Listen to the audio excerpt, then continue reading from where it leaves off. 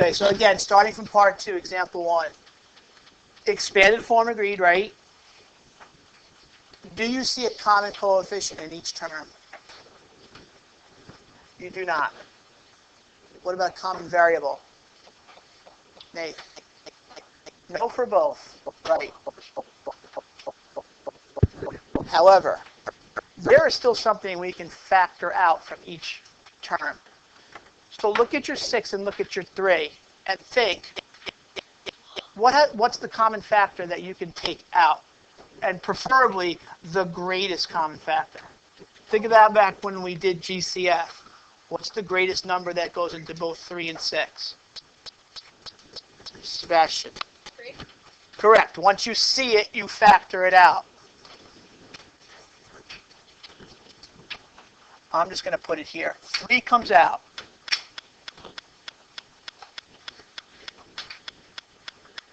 Then work backwards again. 3 times what makes 6a? Come on, you can do it. Nick Argiulo. 2a. Correct. 2a goes inside the parentheses as your first term. And then just double check. Always work, once you work backwards, go back forwards again and say to yourself, is 3 times 2a 6a? Right? Is it 6a? 3 times 2a, is it 6a? So you know you're good. What about the second term? Try. 2. Take a look. 3 times what, Shane, makes 3b? Oh. 3 times 1, what?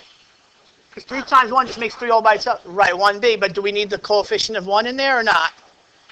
Oh, wait, no. You don't need it, so it's just b. Make sense? Okay, before I go on to the next example, which is different, let me just practice this idea. Is there room somewhere on the bottom where you could do a couple? I think there is. Okay, try this one. Write this down. Write this down. I'll get a little bit harder, but it's still the same idea. 9x plus 6y. Let's start from the way we started with the example. Wait, hold on. I'll get to you. I promise. What form? Start with that. What form? Meals, what form? Expanded. Common coefficient, yes or no? Just say it. No. No. Common variable, yes or no? Common factor?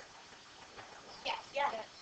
Sebastian, how come you don't have your hand up now? I'm ready to go with you. I already got it. Okay, so what's the common factor? Agreed, 3? Nothing higher, right?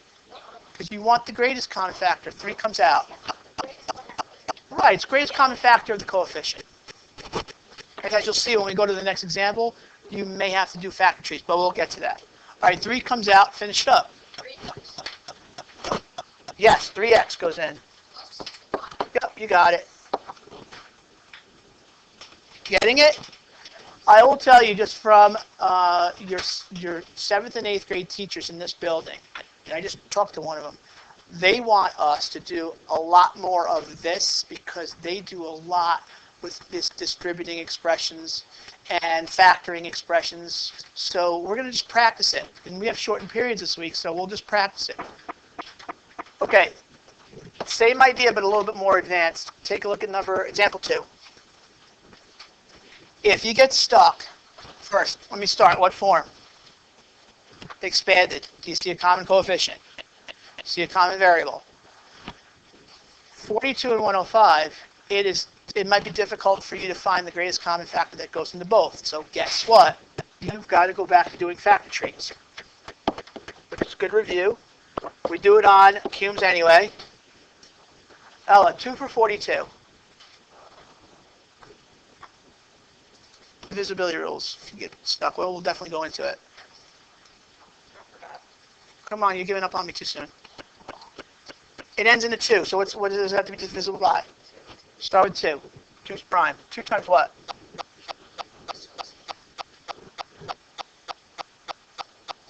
21 sounds good. It's 21 prime. No, it's not. Right, yeah, it's 3 and 7. 3 and 7.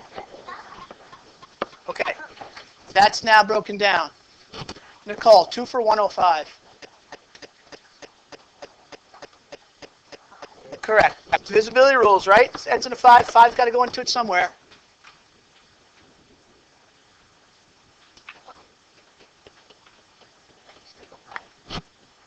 Thank you. 21. Break it down. 21 to what? Nicole. Both prime, circle it. Okay. Who remembers what to do next in trying to find GCF?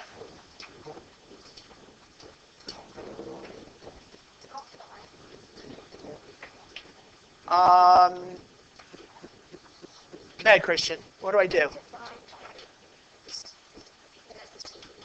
Okay, so give me a factor that's common in both. That's circle.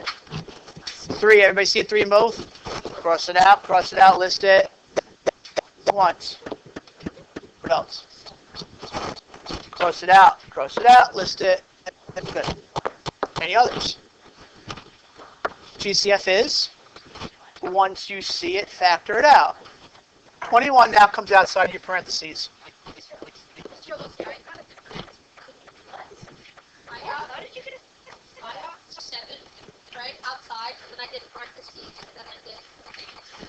But 7's not the greatest common factor of both. It'll work, but you'd have to factor it further, and you'd have to break it down further. I say just take care of it with finding the GCF first. 21 is the highest number that goes into both. And then what goes inside the sandwich? It is 2x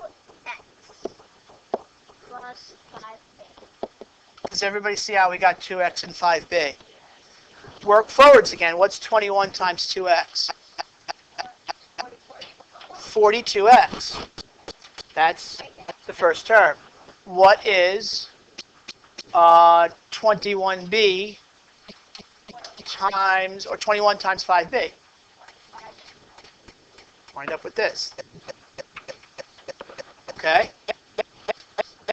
One more example? No. Yes, say yes. No. Say yes with a positive attitude. Yes. No. No. Plenty of time. 3 minutes is all I need of your time. Okay. Wait, we're turning oh, 20. Here we go. What form? What form, Will?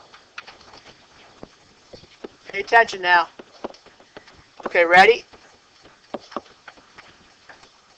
Common coefficient, yes or no? No. Common variable. Yes. But what makes this special? Oh, exponents. That's what. Okay, so now there's exponents attached to that, right? What is 5a squared when I expand it out? 5 times what times what? Write this out. I'm going to expand it all out. Plus, how would you expand out 9a cubed? 9 times a times a. Agreed, right?